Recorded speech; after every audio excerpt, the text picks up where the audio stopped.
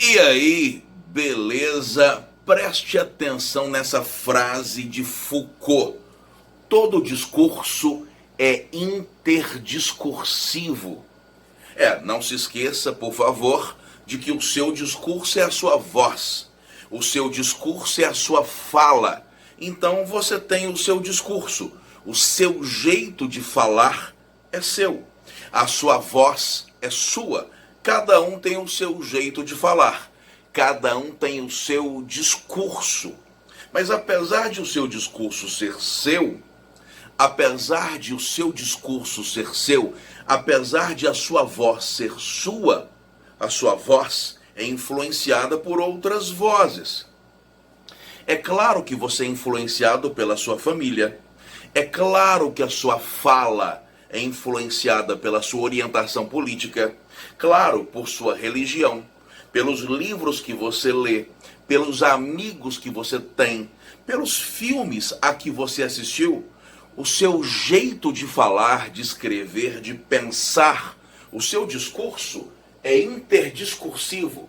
O seu discurso é uma mistura de discursos, sem dúvida alguma. O seu jeito de falar são vários falares. O seu discurso é uma colcha de retalhos. Mas o que eu digo é o seguinte: como é que você faz para ser original se o seu discurso é uma mistura de outros discursos? Como é que você faz para ter voz própria se o seu discurso são diversos discursos misturados? O conselho que eu dou é o seguinte: o único jeito de ser um pouquinho original, ou de ser o mais original possível, é misturar vários discursos. É o único jeito. É você ler livros diversos, conversar com pessoas diversas e preferencialmente dar atenção a quem discorda de você. Ler livros que têm opiniões diferentes das suas, porque assim você fará dialéticas, você comparará o tempo todo aquilo que você pensa com aquilo que os outros pensam.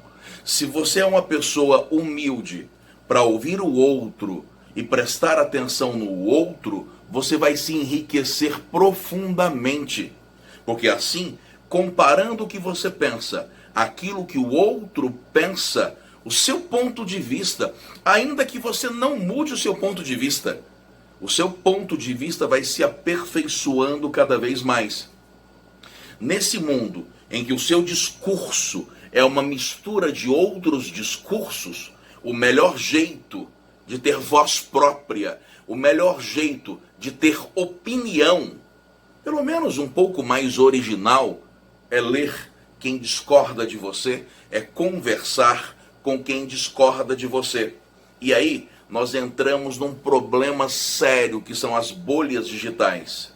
Na internet, por exemplo, no Google, por exemplo, você sempre procura um determinado assunto. E se você faz aquela pesquisa, esse tipo de assunto é o que vai ser oferecido para você. E aí, muita gente, por causa dessa manipulação de dados, por causa desses algoritmos, muita gente lê muito, mas lê só sobre o mesmo assunto.